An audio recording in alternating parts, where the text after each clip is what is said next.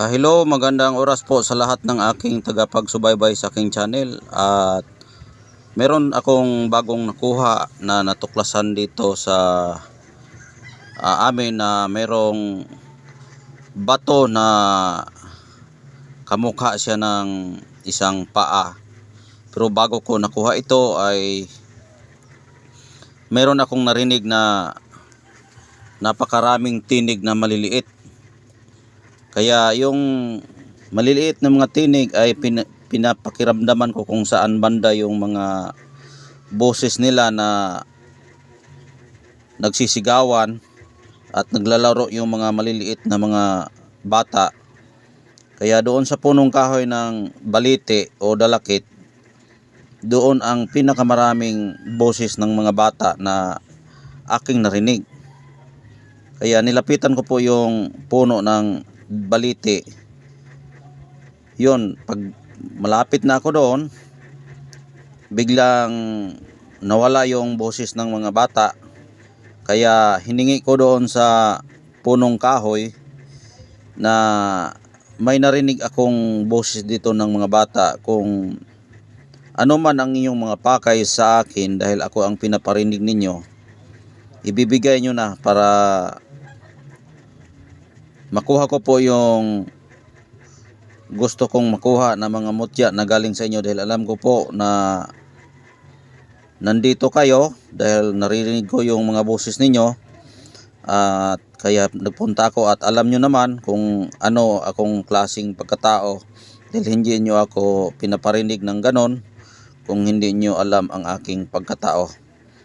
Kaya yon, biglang sumikat ko po yung araw, kasi umaga ko po yon ng Biyernes kinuha.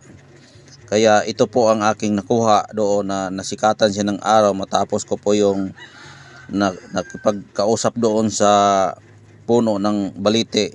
Ito po ang nasikatan ng araw, na ang forma niya ay paa ng diwindi. Ayan, paa po ito ng diwindi na ang kanang paa po ito, o kaliwa ba? Ayan.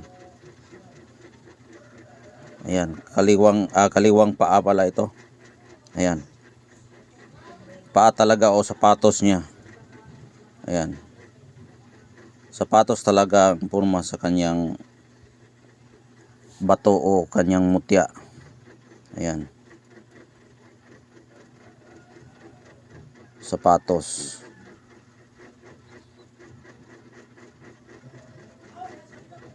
Ayan.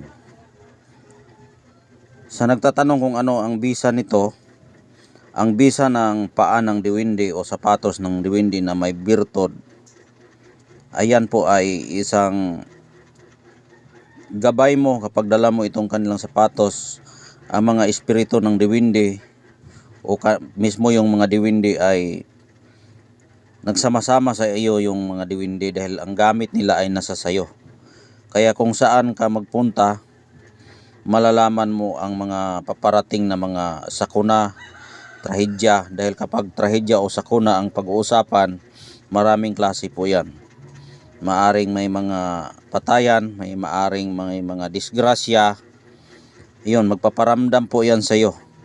Meron kang maririnig at magkipagkausap sa iyo na hindi itutuloy ang iyong lakad dahil may mga paparating na sakuna. Kaya ito po ay nagbibigay signal sa atin kung tayo ay maglalakbay, kung saan tayo magpunta kapag dala mo itong sapatos ng diwindi. Maraming bisis na akong nakakuha ng sapatos ng diwindi, at lahat po yan sila ay naririnig ko ang kanilang mga boses. Minsan nga mayroon makipagkausap sa akin, pero hindi ko lang maintindihan yung mga kausap nila, pero marinig ko yung boses nila kung saan sila banda sila naka-stay. Kaya puntahan ko agad, at meron silang mga iniwan na mga bato o mga mutya na ipapakuha sa akin. Kaya ito rin ay nagpapakuha sa akin dahil nga naririnig ko po yung naglalaro yung mga bata. Kaya pinuntahan ko po yung puno ng balite o dalakit. Kaya pag malapit na ako doon sa puno, biglang nawala yung boses at nakipagkausap ako. Yun, biglang sumikat po yung araw. At kung saan yung tama ng araw, doon din ang kanyang sapatos. Ayan. Kaya kinuha ko at nagpaalam ako na sa akin na ito para may bahagi ko po sa mga taong nangangailangan sa mga ganitong klaseng mga birtud. Ayan, sapatos yan ng Diwindi. Ayan. Napakalakas po yung aura niya. Ayan.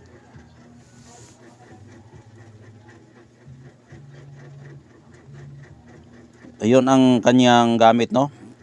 Panggabay natin kung saan tayo magpunta, mayroong magpaparamdam na makatulong sa atin. Yan po ang gamit niya. May mga time din kapag dala mo ito, kung may biglaan, meron din itong tagaliwas. Liwas kabal.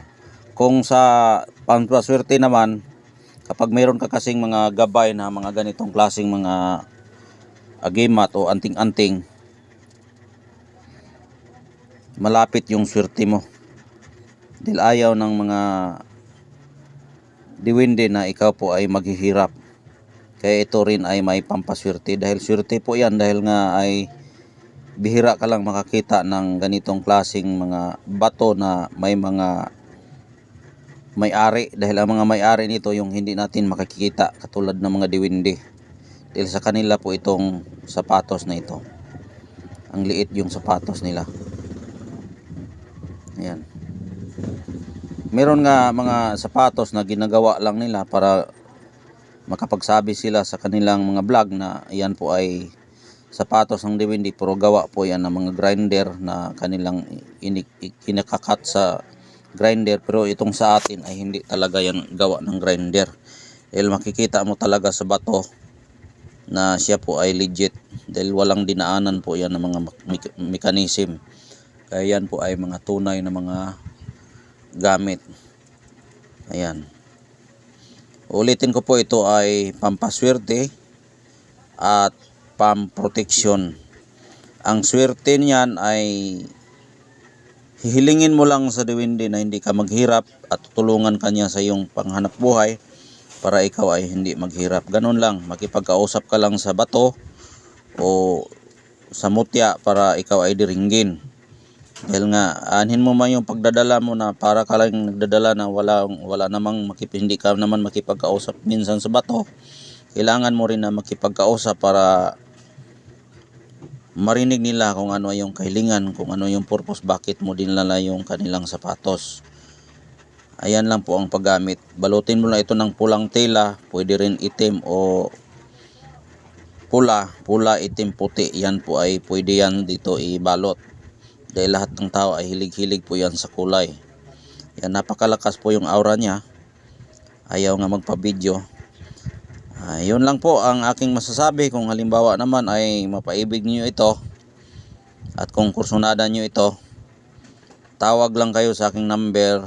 Mayroon akong number dyan na iniwan. At kung hindi kayo makatawag, mayroon akong Facebook account, Commander Bugtungan. Pwede kayo mag-chat sa akin para maisisin ko rin sa inyo kung ano yung na-vlog ko. Isisin ko rin sa inyo para makuha ninyo na yun ang ipapadala ko sa inyo. Kaya yun lang po, pwede kayo mag-video call sa akin para ako talaga yung nag-vlog sa YouTube ko. Kaya maraming salamat po sa YouTube channel na binigyan pa rin tayo ng karapatan na makapag-vlog dito sa YouTube. Maraming salamat po, at marami ding salamat po sa aking mga followers na hanggang ngayon ay nanatili pa rin na nag-aabang sa aking mga upload na mga videos at upload na mga nakuha nating mga mutya. Dahil nga bihira lang tayo makakuha ng mutya at hindi araw-araw magbigay sa atin, dahil alam nyo naman na yung mga mutya magpaparamdam na magpapakita. Kaya hindi araw-araw po yan, dahil nakadepende po yan sa kanilang mga gabay na ibibigay sa atin. Kaya yun lang po ang aking masasabi, at maraming salamat po at God bless po sa inyong lahat.